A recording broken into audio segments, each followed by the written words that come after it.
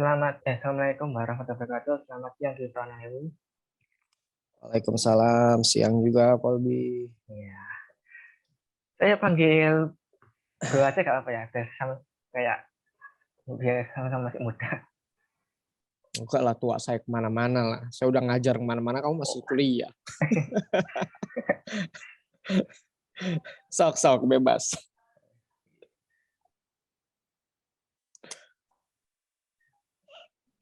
Lanjut. Oh iya, namanya Kiflan kan sering tuh ekspor tempat-tempat angker. Terus itu gak salah dari tahun 2013 gak salah ya. Yang dulu sering Gimana? masuk TV itu, tempat eksplor. Nah, itu kan itu karena namanya hobinya atau karena suka ekspor tempat horor atau bagaimana sih? Karena Saya masuk dunia entertain itu di 2009. Mulai di masih dunia lain awal muasalnya. Tapi sebagai praktisi itu sampai sekarang itu masuk ke 22 tahun. Praktisi spiritual. Nah, kalau dulu kan belum ada sosial media yang memadai ya. Jadi kalaupun ke tempat-tempat yang dianggap angker itu ya hanya sebatas have fun aja, have fun dan ritual gitu. Tapi mulai terjun di dunia entertain itu ya 2009. Pertama kali karir saya itu masih dunia lain, Trans 7. kata Kiprana heaven ya, berarti itu dari itu kesenangan tersendiri dari umur berapa? 13 tadi. Gimana? Ada tadi kayak explore gitu itu dari batas F1 saja ya. Berarti gitu tuh ngelakuinnya sejak umur berapa? Jadi 2000 kalau mulai ya saya lulus kuliah itu 2006. Kuliah pertama. 2007 saya udah mulai mulai eksplor solo ya. Karena saya dulu tuh saya penakut orang. Gitu. Makanya saya tuangkan melalui tayangan itu ngajarin orang untuk mampu menghilangkan rasa takut. Agar tidak lagi takut terhadap tempat-tempat yang dianggap angker atau keramat. Bukan berarti terlepas dari rasa sopan ya. Gitu. Tetap harus saling menghormati sebuah tempat. Bukan berarti kita masuk ke sebuah tempat lalu bisa bertindak sesuka hati. Enggak juga seperti itu. Lebih cenderung untuk melawan kapasitas rasa takut yang kita miliki gitu.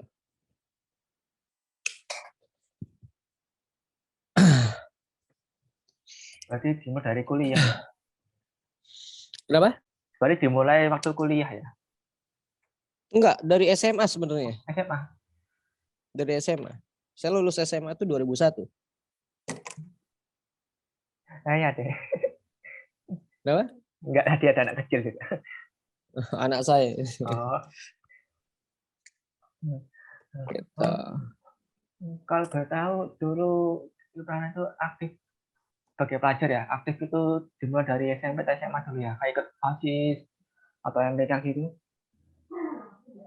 Gimana? Pada waktu Kiprana masih pelajar SMP atau SMA itu pernah nggak aktif? Aktif kayak OSIS gitu? Saya SMP aktif di ROIS malah. Terus di kegiatan-kegiatan sekolah, bahkan ekstra kurikuler. SMA justru kalau SMA cenderung enggak ya, karena saya tuh di pondok dulu SMA. Oh, pondok. Jadi waktunya itu enggak ada kecuali kegiatan ekstrakurikuler aja, bela diri waktu itu.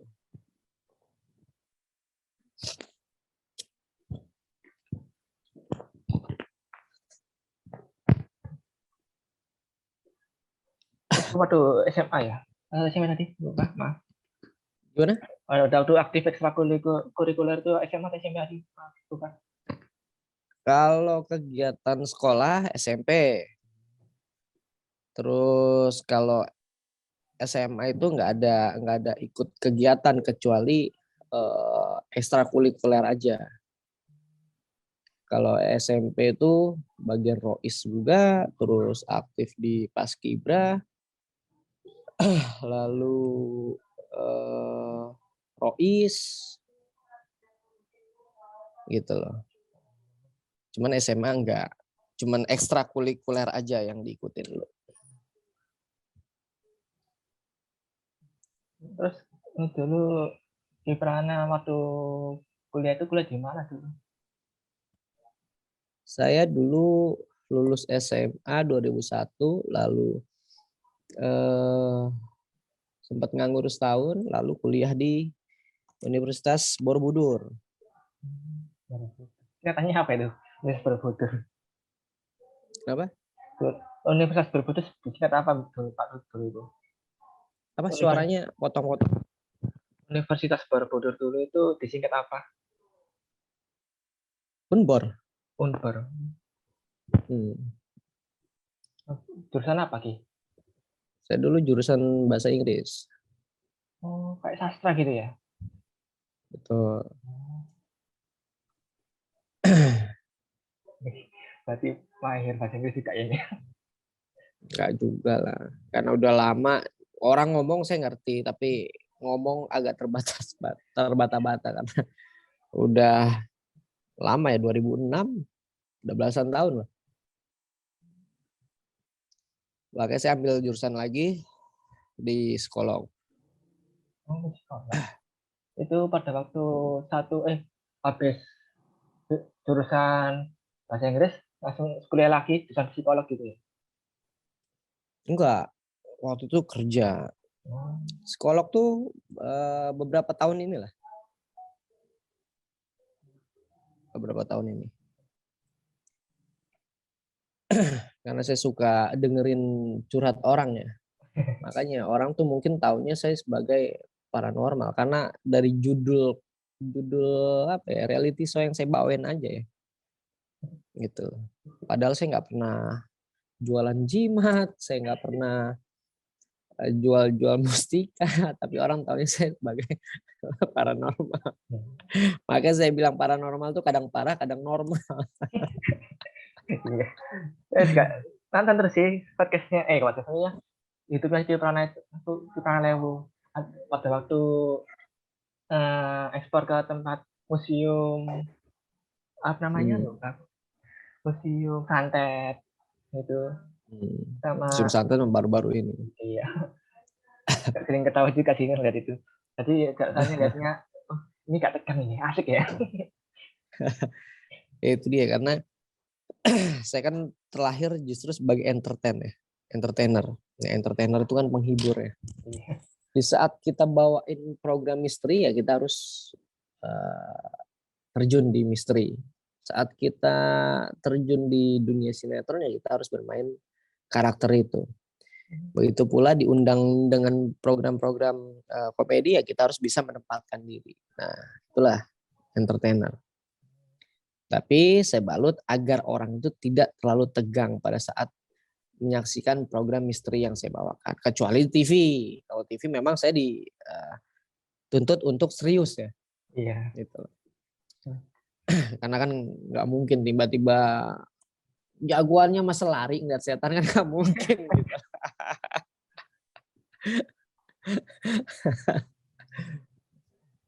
Oh iya, tadi kan katanya masuk jurusan bahasa Inggris lah. Ada tuh kuliah itu ikut organisasi apa aja? Kan ada tuh ada BEM, Hima, benar maksudnya. Saya dulu band di kuliah pertama itu ngeband. Terus Mapala sempat sama apa ya saya lupa ya. Keorganisasian lah. Lupa cuman saya. Tapi kampus yang lain itu saya nggak mengikuti sama sekali karena kan sudah tarafnya ini ya sibuk. Jadi saya juga ngambil kuliah kelas karyawan, nggak reguler setiap hari. Kayak gitu. Dulu pernah nggak sih pada waktu kuliah ada kayak miss, ada terus selain miss itu ada kayak manajemen waktu gitu. Gimana? Pada waktu kuliah pernah nggak sih itu ada miss atau beberapa kesalahan terus kendala manajemen waktu atau kuliah gitu? Yang itu kan biasanya dilakukan mahasiswa soalnya. Contohnya? Nah, seperti katanya Hiprana pernah ikut BEM. Nah, pernah nggak sih ada miss gitu? Terus kalau nggak miss, kurangnya manajemen waktu. Selisih paham gitu maksudnya? Iya. Ya namanya pelajar ya pasti ada ya. Apalagi saya orangnya tuh dulu zaman sekolah tengil ya, karena udah gondrong. Mereka ikut ospek, saya nggak ikut ospek. Saya rangkul kakak-kakak kelas. Ya, Jadi yang lain sama. diikat-ikat rambutnya, dibotakin, saya selonong aja. Gitu. Ya, aku dulu saya ospek juga sering namanya kadang masuk kadang enggak karena ini kok datanya kayak main-main aja ya, tapi kok mainnya kadang serius gini ya. Udah deh, jarang akhirnya dulu tuh seminggu full suruh ospek. Saya datanya tuh cuma 2 hari sekali aja. Soalnya 2 hari sekali. anak saya itu orang serius, terus ganti ada cara susah apa main-main sih. Gitu. Ada main-mainnya udah cara. Nah gitu pas masuk dihukum. Oh kena hukum. Iya kena hukum. Tapi ya gitu dampaknya kena satu angkatan. Ya untungnya ya karena saya orangnya apa ya, senang bergaul, jadi orang tuh ya respect aja sama saya ya gitu. Jadi pada saat orang ospek ya saya datang ke kampus tapi saya nggak ikut, nongkrongnya bareng senior waktu itu. Woi. Ngelihat teman-teman saya di ospek ya saya mah ketawa doang. Oh begini namanya ospek. Yang harus pakai topi toga lah dan lain sebagainya.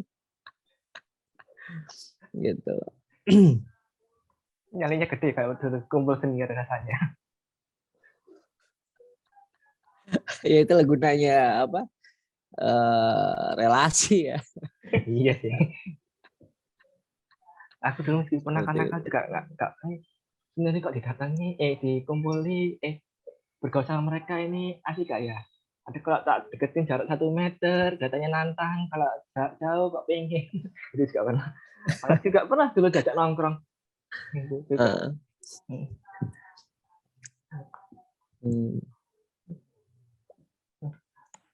Oh ya Ki, namanya waktu masuk dunia entertainment itu setelah lulus kuliah atau gimana Ki? Ya jelas lah. Saya lulus kuliah pertama itu di 2006. Terus proses kerja di mana-mana. Terus di 2008 saya disuruh didatengin untuk ngisi program misteri reality show. Saya bilang mana bisa saya bawain beginian gitu. Padahal dulu dalam hati kecil saya, ini acara bohongan ya kan dan lain sebagainya. Nah sampai 4 kali saya diminta, saya belum berani kan karena buat saya bukan nggak siap ya. Posisi saya bukan sebagai seorang entertainer gitu loh. Saya orangnya kemudian kalau lagi suka-suka, kalau lagi enggak gitu. Pas pada saat ngikuti program itu, oh ternyata yang ada di dalam pikiran saya beda, ekspektasi dengan realita beda. Oh ternyata bener gitu loh. Orang ditinggal sendiri, nggak ada yang ditemenin. Kalaupun ada gangguan ya kan. Ya walaupun namanya entertainment, tetaplah pasti ada bumbu gitu loh. Ada apa namanya? Ada gimmicknya gitu. Tapi so far 90% reality, 10% ya adalah gimmick-gimmick namanya TV kan. Iya. Gitu loh. Jadi praduga tak bersalah itu nggak bisa kita pegang secara utuh tanpa kita masuk ke dalamnya. Artinya gini, kita nonton tayangan, ini hoax nih, ini bohong nih. Gitu loh. Nah, pada saat kita berbicara seperti itu, kita tidak menyadari susahnya orang mencari atau eksplor tempat-tempat yang dianggap angker kan. Apalagi ditinggal di satu tempat yang sudah puluhan tahun, belasan tahun kosong. Kan yang diuji mental. Seperti itu. Ya kalau misalkan orang berantem face to face masih bisa ngukur menang atau kalahnya. Tapi kalau misalkan kita berantem sama sesuatu yang nggak bisa dilihat kan mental. Iya. Psikis orang itu pasti akan terganggu. Nah ini setan ini bisa memanipulasi pikiran orang nggak untuk jadi takut. Nah kalau takut ya sudahlah selesai kan gitu. Tapi kalau kita berani justru mereka kan takut sama kita. Kayak bertolak belakang gitu ya. Kalau kita berani, mereka yang takut. Kalau kita takut, mereka yang berani. Sudah jadi bulan-bulanan. Gitu.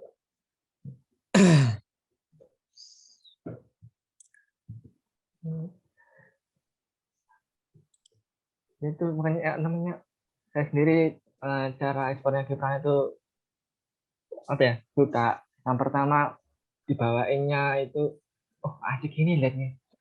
Terus pada tempatnya angker, tempatnya horor. Jadi bawanya asik. Jadi kesannya itu wah hebat orang ini gitu. Sebenarnya Masalahnya bukan ya. hebat ya.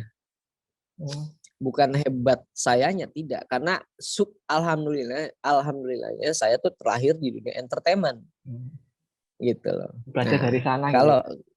belajar dari sana seperti saya bilang tadi, kalau kita sebagai entertainment berarti kan kita harus bisa membawakan segala sesuatunya dengan serius tapi santai, enjoy gitu kan.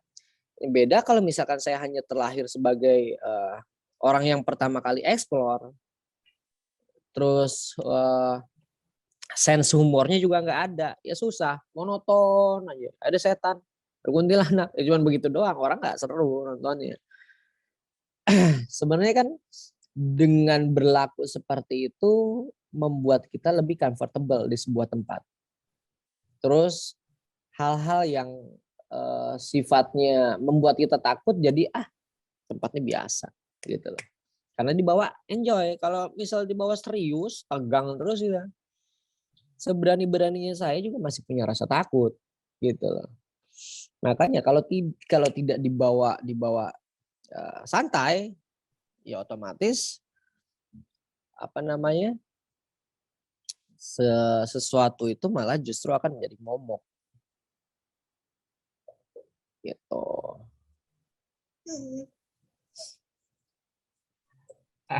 Anaknya mau berapa lagi?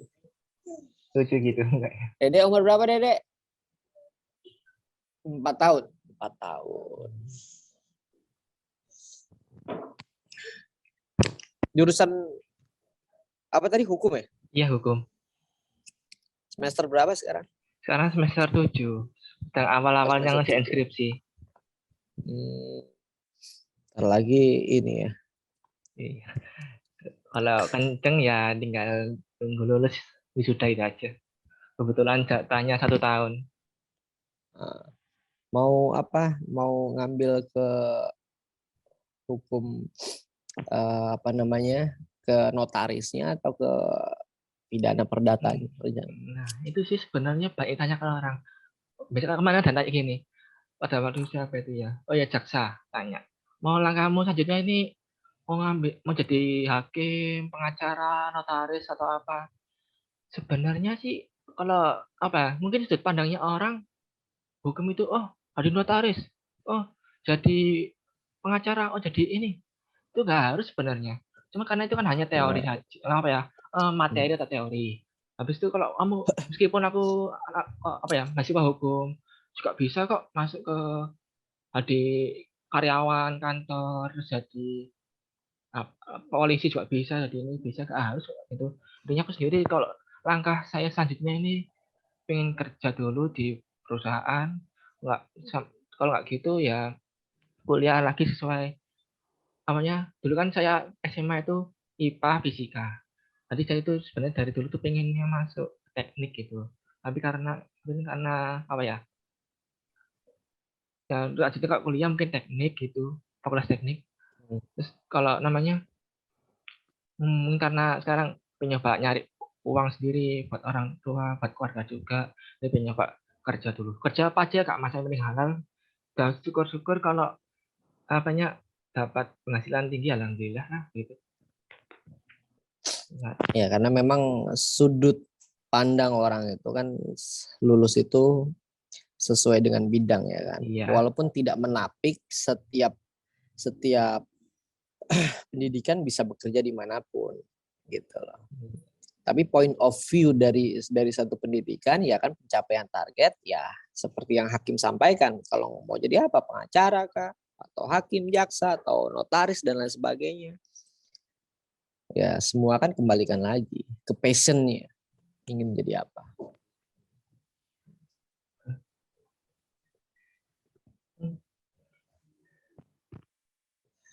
Aku sebenarnya pengen dari SMP pengen apa ya? Pada waktu nonton acaranya Di Planet itu tuh banyak pertanyaan dulu itu.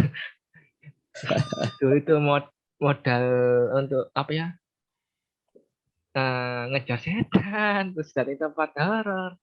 Dulu tuh modalnya apa orang ini?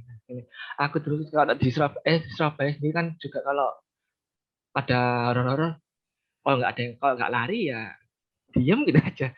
Jadi kesannya kayak, aduh, gak ada ilmu apa-apa ini. Karena aku dulu, di Prana, absen ini bahani sekali ya, coba kayak gini. Dari cara bertindaknya, cara apa sih, dari wajah-wajahnya juga masih muda ya. Mas habis itu, yang pertanyaan itu, pada waktu, apa ya, kayak ekspor tempat horor, tempat angker, itu modalnya apa, terus persiapannya apa aja kayak dulu, pada waktu ekspor gitu. Yang jelas sebenarnya bukan persiapan ya. Kalau saya sih berlandaskan begini.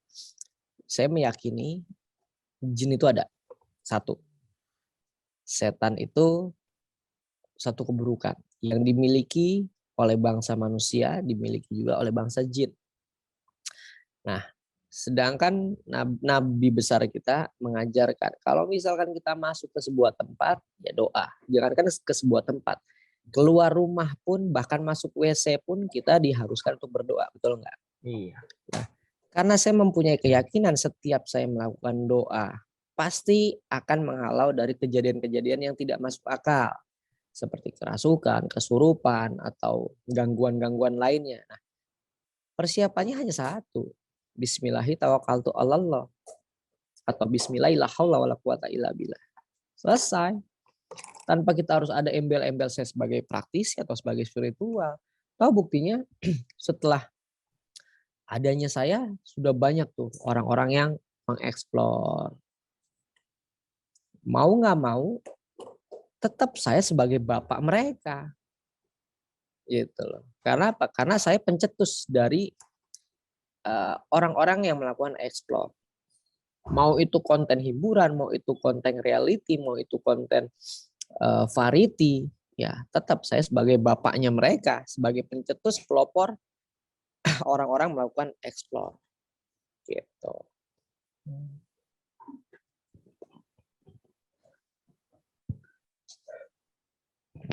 Aku kemarin juga namanya waktu tanya orang tua ini, mau podcast apa judulnya? Aku itu mau undang Prana, soalnya namanya ada sesuatu apanya pada waktu dia itu datangin tempat horor itu ada yang aku tanyakan kenapa kok Prana ini aku ngomong terkesan marah-marah ini, terus habis kesan kayak terbawa perasaan kesal juga ini. Itu bukannya apa ya, karena kan kita sendiri kan suka sama orang yang marah-marah karena dia sendiri kayak memancing. Nah, kalau Gibran sendiri marah-marah gitu, apakah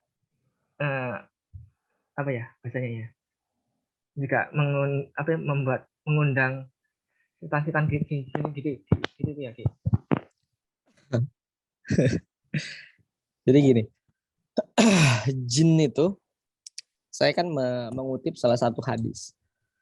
Apabila kita memaki jin di sebuah tempat yang dianggap horor, dianggap angker, itu akan membuat jin itu menjadi angkuh, takabur, sombong. Nah, bahkan di kutipan hadis itu, jin itu akan terlihat menjadi besar. Bahkan mampu membesar bagaikan rumah. Nah, lalu untuk penetralisirnya dengan apa? Ya dengan ucapkan basmalah atau bismillah. Sehingga setiap fenomena, jadi gini, pada saat saya melakukan explore nggak harus saya melihat fenomena penampakan, tetapi entitas seperti suara, pergeseran benda, pergerakan benda, itu bagian dari entitas mereka. Jadi penetralisir dengan apa? Ya dengan apa yang saya kutip dari kutipan hadis. Walaupun di dalam hadis cukup ucapkan basmalah, maka jin itu akan mengecil seperti semut, seperti lalat. Nah, jadi apa yang saya bisa ya saya lantunkan, saya bacakan untuk menghalau dari gangguan-gangguan jin seperti itu. Jadi kalaupun ada makian-makian di sebuah tempat, sebenarnya satu, memang tujuan saya menantang bangsa mereka untuk apa? Untuk mengenalkan bahwa kita ini manusia derajatnya lebih sempurna dibandingkan makhluk apapun di muka bumi ini. Jadi jangan pernah takut terhadap tempat-tempat yang dianggap di situ angker. Beda dengan tempat-tempat yang dianggap keramat. Konteksnya beda. Kalau tempat-tempat yang dianggap keramat, artinya sebuah tempat yang dulu mungkin di zaman sejarah atau prasejarah pernah adanya satu kegiatan yang berkaitan dengan hal-hal yang berbau sejarah. Misalkan tempat pertapaan, tempat pemakaman atau makom. Ya kita nggak boleh. Setan muncul. Sini loh kalau berani muncul. Ya nggak bisa begitu. Tetap kita harus jaga adab. Beda kalau tempat-tempat yang memang bangunan atau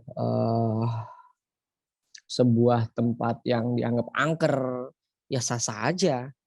Yang nggak sah itu kalau kita lagi sholat, terus kita diganggu kan. Sering kan kita sholat tuh suka diganggu dengan pikiran-pikiran yang kemana-mana tuh.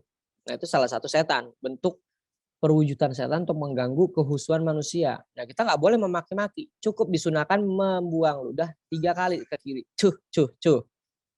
Sambil minta perlindungan sama Allah.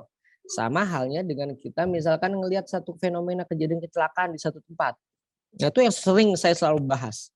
Karena masih banyak oknum-oknum yang tidak paham tentang seluk-beluk segala sesuatunya itu selalu disangkut pautkan dengan ini gara-gara setan anu nih akhirnya orang ini celaka dan lain sebagainya. Nah kita nggak boleh tuh memaki mengatakan misalkan contohnya ada tragedi kecelakaan di tempat ini itu disebabkan sama setan ini, setan pengkolan dan lain sebagainya. Nggak boleh kita begitu. Tetap segala sesuatunya itu harus dilihat dari dasar dia sebagai manusianya. Apakah dia dalam melakukan mengendari sesuatu dia tidak dia sudah hati-hati kah atau belum kah, atau dia sudah berdoa kah atau belum kah. Nah itu jadi nggak semuanya harus kita sangkut pautkan dengan fenomena supranatural. Kalau kita maki-maki di tempat-tempat angker hanya untuk menunjukkan jati diri mereka sebagai bangsa jin ada. Kalau buat saya sendiri sih sah-sah aja. Karena apa? Karena saya berpatokan pada saat jin itu dimaki, mereka akan memiliki kemampuan untuk membuat manusia itu jadi takut. Ya dengan fenomena-fenomena suara dan lain sebagainya. Gitu.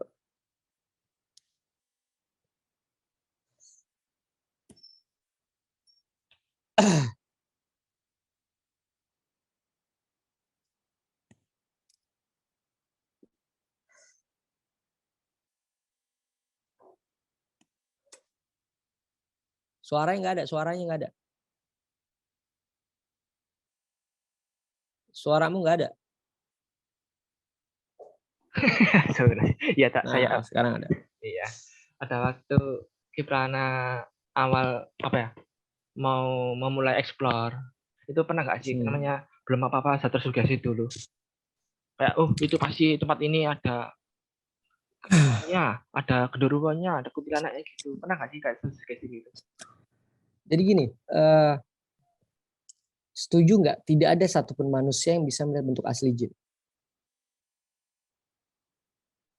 Setuju nggak? Suaramu hilang lagi nih. Iya, kalau melihat bentuk Bentuk setuju. asli ya? Iya. Kalau saya sih setuju. Bentuk asli jin manusia bisa ngelihat? Oh, enggak. Enggak dong, ya kan? Pernah. Iya. Tidak ada satupun manusia yang bisa melihat bentuk asli dari jin, betul nggak? Iya. Karena apa? Mereka bisa memunculkan berbagai macam manifestasi bahkan visual karena sudah tersugesti dengan penampakan yang mereka lakukan. Contoh, kalau ditanya, Ki, pernah nggak sugesti?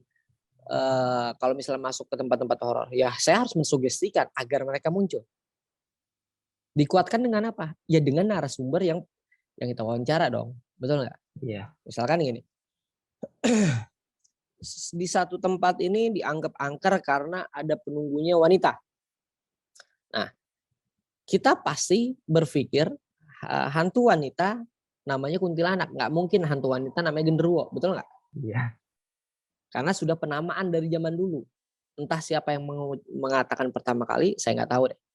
Tapi namanya, kalau sudah ada orang bilang, di sini ada penampakan wanita, berarti kita akan ke-trigger menuju penamaan yang namanya kuntilanak. Nah, artinya kalau sudah ada hal-hal seperti itu, ya saya kuatkan dengan imajinasi tersendiri, imajinasi ketakutan. Agar apa? Agar mereka muncul. Itu loh. Toh kebanyakan, ini kebanyakan. Kreator sekarang masuk tempat seperti itu, bahkan mereka sendiri buat kreat sesuatu hal yang kesannya menakutkan, ada setan dan lain sebagainya, padahal timnya mereka juga. Tapi coba mereka berani nggak benar-benar pure masuk seorang diri tanpa ada tim sama sekali, dia masukin tuh tempat. Karena mereka menyamaratakan konten kreator itu sama aja. Ya nggak begitulah. Ya ibaratkan kamu semester 7 anak fakultas hukum. Terus tes anak yang baru masuk sekolah baru masuk ke fakultas hukum, mungkin dasar hukum dia paham. Tapi peninjauan lebih jauh mereka nggak paham dong. Iya. Karena yang paham orang yang sudah melewati fase semester 1, semester 2 sampai semester 7. Betul nggak? Iya. Nah, seperti itu gambarannya. Gitu. Jadi semua kreator disamaratakan. Kita juga tidak menapik. Makanya di kalimat awal, yang percaya silakan, nggak percaya juga silakan. Makanya bimbingan orang tua itu diwajib untuk disertakan. Gitu loh. Toh selama yang saya lakukan juga saya tidak menapik, ada yang reality totally 100%, ada yang memang sudah masuk ke dalam dunia entertain. Gitu loh. Toh juga kalau kita cari dalam 1 bulan full kita masukin tempat-tempat angker belum tentu nemu. Gitu loh. Ya dari 1 bulan ya paling bisa dapat 4 sampai 10 fenomena juga kan itu syukur banget. Alhamdulillah. Gitu. Makanya pada saat saya melakukan penelusuran juga kan nggak semua ada fenomena penampakan. Gitu.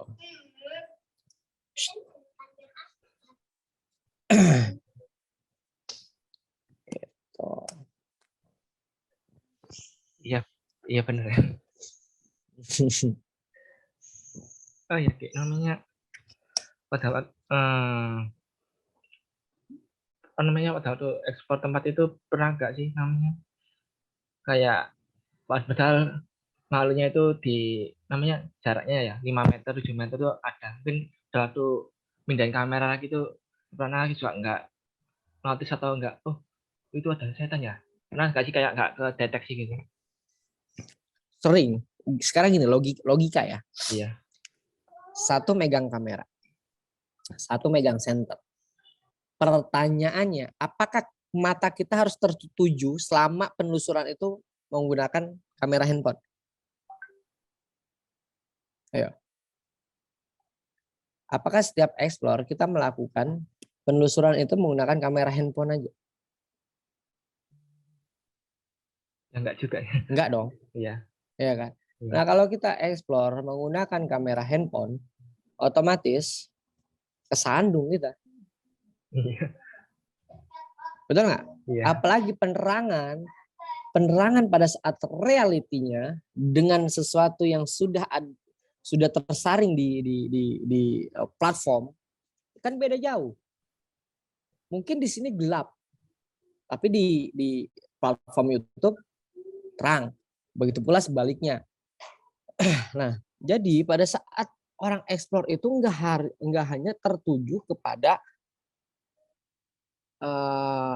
matanya ke depan aja atau ke dalam kamera aja. Kan harus dibagi penglihatan itu. Nah, kalau nggak dibagi, satu di lokasi. iya. Jadi terkadang ada sesuatu yang tertangkap secara nggak sengaja, ada yang tidak langsung ya. Itulah bagian dari realitinya, bagian dari penelusurannya. Gitu loh.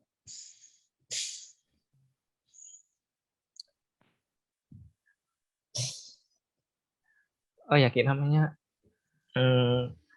nggak salah bulan kemarin ya, itu Kipana pernah masuk ke dimensi lain itu, pernah nggak sih kayak pernah namanya sampai shock atau gimana gitu? Itu terus modalnya Kipana Lewu, oh kok modal, terus langkahnya Kipana Lewu pada tuh di dunia itu bagaimana? Saya kasih gambaran ini. Iya. Kamu belum pernah datang ke sebuah tempat, ya. Terus tiba-tiba kamu kesasar. Apa yang kamu rasakan? Panik. Nah, sudah. Gak perlu saya menjelaskan panjang lebar. Artinya saya pun manusia biasa. Gitu loh. Dikala saya dihadapin sama sesuatu yang tidak biasa, itu akan menjadikan panik dan takut. Itu hal yang wajar. Tapi kembalikan lagi. Kita dituntut untuk mengajarkan orang setenang mungkin dan setidak takut untuk buat orang bangkit dari rasa takut. Makanya saya selalu bilang, takut itu hal yang wajar, tapi jangan jadikan diri kita sebagai seorang yang penakut. Kalau kita menjadikan diri kita sebagai penakut, percuma. Saya explore dari hari ke hari, minggu ke minggu, bulan ke bulan, tahun ke tahun hanya untuk mengajarkan orang supaya tidak takut.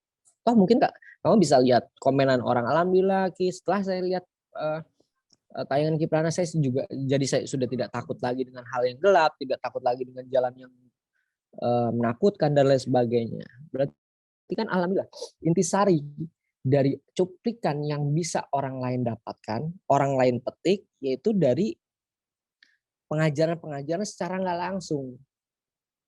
Nah, secara nggak langsung saya mensiarkan untuk orang tidak lagi takut terhadap hal-hal yang berbau supranatural lah. Kesampingin dulu kita berbicara santet, sihir, dan guna-guna. Tapi bagaimana caranya untuk orang berani terlebih dahulu terhadap penamaan yang dikategorikan dengan istilah penampakan. Karena apa? Mindset orang tua dulu pada saat anak itu nakal, pasti akan terlontar kata, jangan keluar maghrib, nanti ada kalong wewe. Jangan ke situ, nanti ada kuntilanak. Jangan nangis terus, nanti diculik kuntilanak. Betul nggak? Iya. Kalimat-kalimat seperti itu adalah kalimat-kalimat warisan yang akhirnya menjadikan orang takut hingga sekarang. Nah, siar saya agar orang itu paradigmanya itu terlepas dari gangguan-gangguan yang akhirnya menjadi turun-temurun. Kalau anak punya anak nakal, dibilang hati-hati nanti diculik kuntilanak. Sampingin yang begitu. Yang ada mendidik anak kita menjadi mental penakut. Iya benar. Gitu. Seperti itu. Siar itu dakwah itu kan nggak harus kita menggunakan atribut kebangsaan seperti layaknya orang alim, betul nggak? Iya. Toh saya jauh dari kata alim, toh saya jauh dari kata ulama. Tapi berdakwah itu nggak harus sebagai orang yang apa ya, yang pinter dalam melakukan ceramah. Hei. Tapi orang itu harus bisa memberikan makna dan menjadikan hal yang baik untuk orang bisa cerna. Sehingga penyampaian yang bisa disampaikan oleh orang tersebut nyampe. Makanya sekarang bahkan banyak tokoh-tokoh alim ulama punya nama apa ya? Nama jual beli lah. Misalnya gini, bukan jual beli ya. Nama entertain. Misalkan ada yang namanya Ustadz Jagat Cinta, Ustadz Joko Tingkir, Ustadz Cepot dan lain sebagainya. Nah, itu kan bagian entertain. Dia berdakwah sambil memberikan hiburan. Akhirnya membuat orang tuh tidak bosan. Ada momen di mana orang itu harus terpana dengan ceramahnya, ada orang pun harus terhibur dengan edukasinya. Nah, kalau orang edukasi terus tanpa ada sisipan dalam ia melakukan sebuah entertain, otomatis orang akan boring. Betul nggak? Iya. Kita dengerin ceramah, tapi isi ceramahnya cuma nakut-nakutin doang. Diganti nggak tuh channel? Ayo. Lihat namanya karena ceramah sendiri itu kan tujuannya kan baik, kalau tujuan untuk menakuti kan kelihatan nggak menarik gitu ya. Nah, itu dia seperti saya bilang tadi. Memberikan ceramah, memberikan nasihat tanpa harus mendoktrinisasi, tanpa harus menjadi orang yang paling benar, itu justru malah akan banyak fanatiknya, banyak eksistensi dari penggemarnya dibandingkan hanya memberikan ceramah yang kesannya nanti kalau kamu dosa, kamu masuk neraka. Kalau kamu suka mabok, kamu masuk neraka. Nah, neraka dan surga memang itu sudah Allah terapkan bagi orang-orang yang memang bersikap baik dan orang-orang yang bersikap buruk. Dengan menjaga kualitas ibadahnya itu sudah pasti. Tapi paling tidak kita sebagai manusia hanya boleh menasehati, bukan menjustifikasi satu sama lain. Kalau kita menjustifikasi, kita sama aja dengan hakim. Makanya di dalam hadis, hakim itu nantinya kaki kanan ada di surga, kaki kiri ada di neraka. Betul nggak? Iya. Ini kan obrolan santai aja. Nah, makanya sekarang banyak tokoh alim ulama tuh yang sudah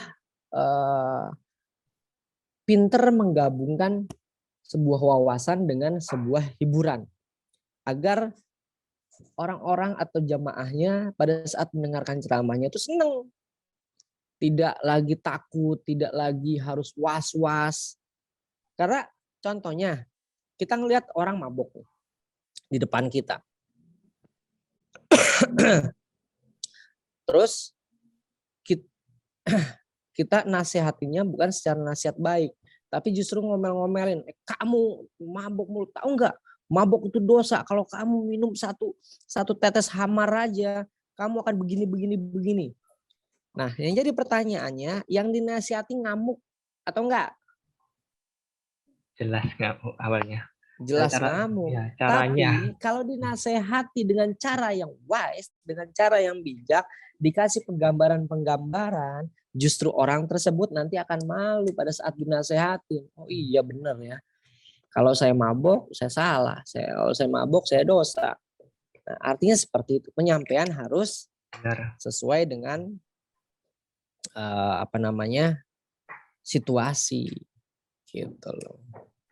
Walaupun memang ada ceramah yang dengan ketegasan, ada ceramah yang dengan kelembutan, walaupun tidak melepas sisi yang tegas juga tahu tentang kelembutan, yang lembut juga jangan lupa tentang ketegasan. Tapi kalau kita berdialek tentang ceramah, ya harus bisa, jangan misalnya gini, ceramahnya tegang. Kalau tegang terus kan orang boring, tapi kalau misal disisipin dengan, makanya banyak sekarang tokoh agama kan membuat ceramah itu sersan, serius tapi santai gitu. Akhirnya orang tuh jadi nggak bosen dengan dengar ceramah-ceramah yang saat ini sedang dilaksanakan gitu loh. Gitu. Yang penting itu nasihati maupun ngajar itu dengan cara yang benar supaya hatinya juga benar. Kalau cara yang salah, dia Betul, juga salah. Jadi, betul. Nasihat selama kita jadi manusia wajib untuk menasihati satu sama lain. Tapi tidak wajib, kamu salah nih, saya menganggap diri saya lebih baik, lebih benar. Terus menasihati kamu justru di depan orang banyak.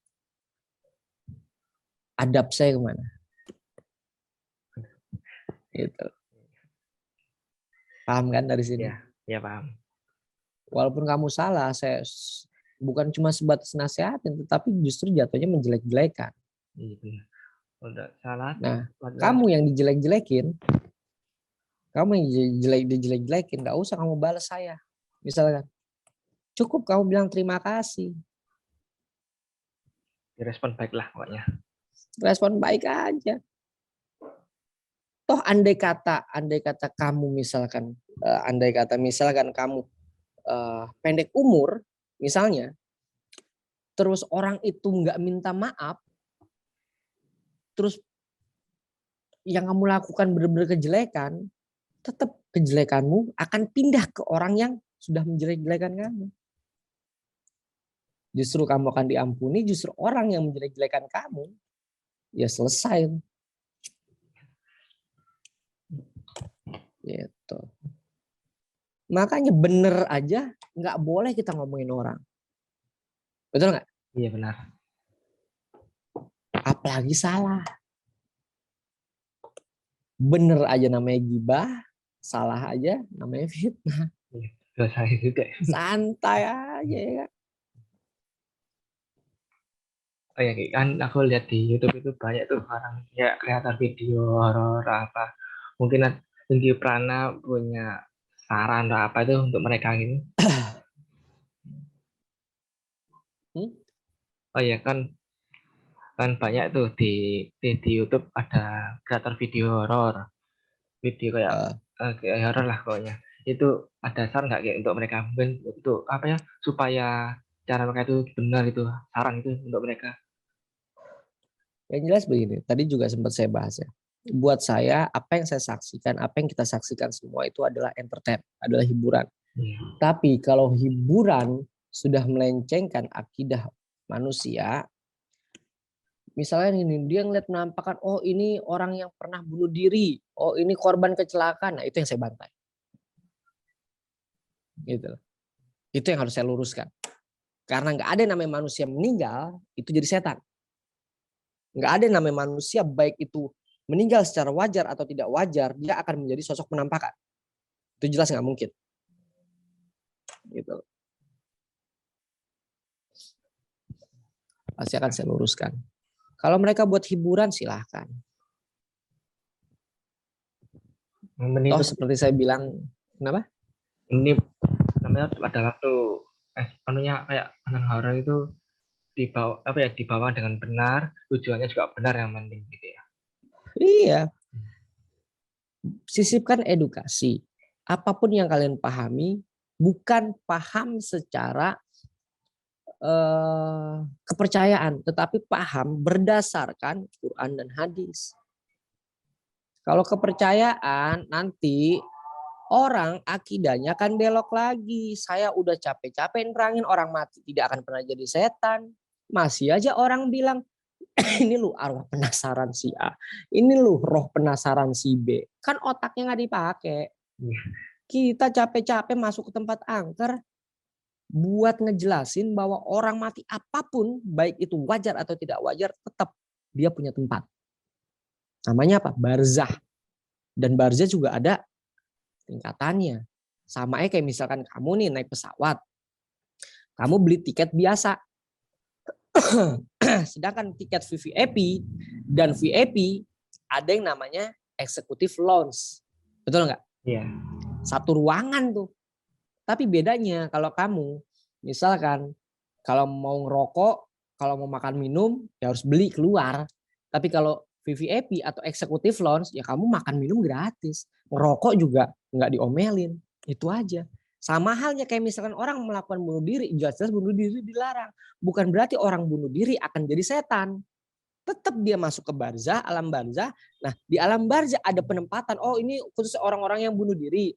Oh, ini khusus orang-orang yang meninggalnya dibunuh. Oh, ini khusus orangnya yang meninggal memang sudah takdirnya dan lain sebagainya. Gitu. Enggak ada yang namanya seorang mati jadi setan. Itu yang harus dilurusin. Tambah Kadang saya ilmu suka ini. gemes gitu. Tambah ilmu waktu juga baru tahu gini. Ya meskipun aku sendiri juga sering, Kak, temanku ada yang ada masalah, ada jadi masalah gitu ya, aku sering ingetin secara agama. Karena kalau aku sendiri belum pengalaman, juga sendiri memfilter, oh juga pengalaman juga belum tentu benar, juga belum sempurna. Udah secara agama dulu aja aku bilang ini. Terus apa namanya? Hmm, apa namanya? Pak Kiprana pada waktu ekspor itu rekam video atau saya sering rekam video atau sering streaming YouTube Kiprana? Kalau lagi nggak dapat lokasi, saya tapping. Kalau misalkan dapat lokasi, live streaming. 50-50 lah. Kadang live streaming, kadang tapping. Tergantung situasi aja.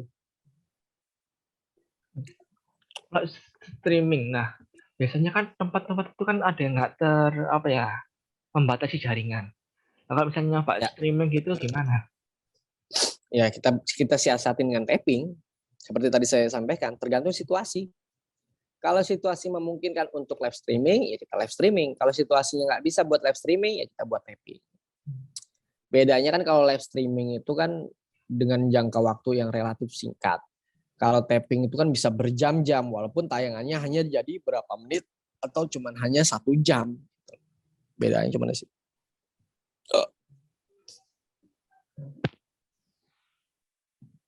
Kayak namanya ada setiap datangi tempat gitu kan Kiprana sering itu kayak ucapin kalimat-kalimat itu belajarnya sejak jadi pelajar atau apa ya sering belajar dari kecil gitu Kalimat apa? kayak pada tuh apa ya kayak datangi ekspor tempat gitu ya itu Pak Kiprana sih ngucapin kalimat-kalimat hadis itu sering belajarnya dari sejak pelajar atau sering belajar gitu? Ya, yang jelas dari zaman saya menjadi seorang pelajar ya, bahkan sampai sekarang. Kalau misalkan ada, makanya saya tuh senang baca tafsirnya. Karena kalau misalkan kita baca ayatnya, kadang kan orang kan nggak paham, betul nggak? Kan nggak semua orang bisa bahasa Arab, nggak semua orang bisa baca Quran, tapi tidak melenceng dari tafsir yang memang sudah ada rujukannya, gitu loh. Sampai sekarang pun belajar seperti itu. Jadi nggak hanya dimulai dari pelajar aja, semasa pelajar. Karena buat saya belajar nggak mengenal waktu, nggak mengenal tempat. Dimanapun ada sesuatu yang bisa kita gali, ya belajar. Makanya, nah ini yang harus digarisbawahi. Kadang ada oknum praktisi membuka layanan buka mata batin. Sedangkan kebatinan itu di luar konteks yang namanya mistik, di luar konteks yang namanya supranatural. Apalagi orang belajar mata batin itu hanya dikasih modul. Modulnya isinya ayat-ayat. Nah, logikanya sedangkan jelas-jelas Allah ngajarin kita kalau kita takut atau kita berhadapan dengan jin, kita wajib membacakan kalimat-kalimat atau ayat-ayat tertentu. Betul nggak?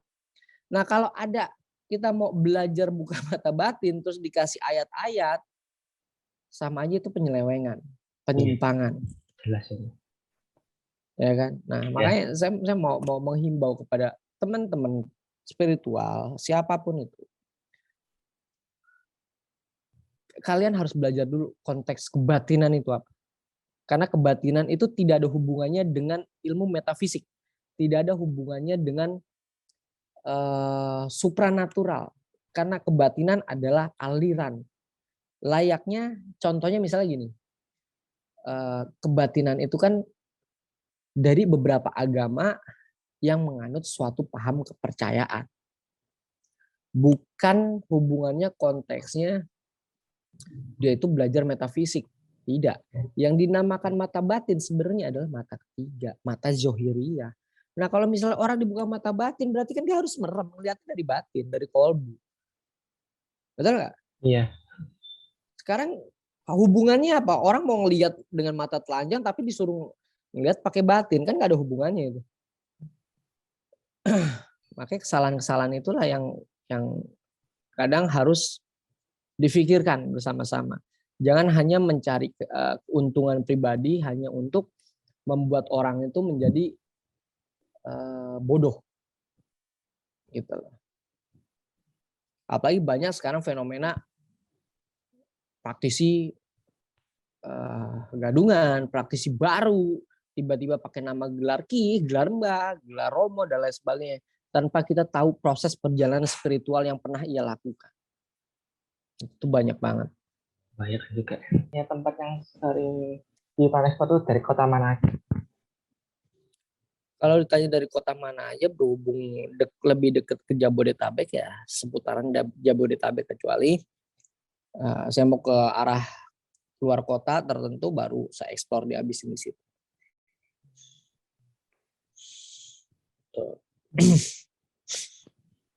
Aku sendiri kak misalnya namanya itu kayak misalnya di Panganewu itu ekspor ke Surabaya, ekspor ke kota ke Surabaya gitu. Mungkin aku juga pengen kak kolaps lah. Ya. Sendiri Siap. Ya jangan cuma collab doang, sediain tiketnya, sediain hotelnya. Kayak insya Allah itu. Dan aku sendiri juga kamu juga tahu, kamu kalau eksplor tempat horor itu yang pertama siapin peralatan kamera gitu. Kok nyiapin mental sama mental keberanian ya semua orang bisa gitu. Dan aku sendiri kalau ya emang berani sih ekspor sendirian juga. Misalnya kalau nggak ada ngajak kamu juga keras. Seperti itu. Oke, ada lagi? Soalnya saya mau ini Padepokan. Ini cuma itu aja yang aku tanyakan. Terus Siap kalau gitu. ini aku gak apa-apa kan upload ke YouTube juga. Nanti ada yang aku cut soalnya dari Apa? Ini aku boleh kan aku upload di podcastku terus juga ada beberapa yang aku baca aja sih. Terus ya juga namanya teman SMP ku yang ngapain itu gak sampaikan gitu. Siap, sampaikan salam saya. Ya, itu sukses terus untuk Ki Pralewu. Amin, sama-sama buat Kolbi juga biar cepat lulus kuliahnya. Amin. Terus dapat pekerjaan. Amin. Selamat sehat selalu karena meskipun ini pandemi Covid gak ada progres. Amin. Insya Allah kita bisa melewati semuanya dengan lebih baik lagi dan terlindungi oleh yang namanya virus-virus berbahaya. Oke, kalau gitu terima kasih banyak Kolbi. Ya, masih karena sudah join ke podcastnya Kolbi. Kayak gitu aku akhir dulu ya. Oke. Siap, sama-sama. Jadi, Assalamualaikum warahmatullahi wabarakatuh. Selamat sore. Waalaikumsalam. Waalaikumsalam warahmatullahi wabarakatuh.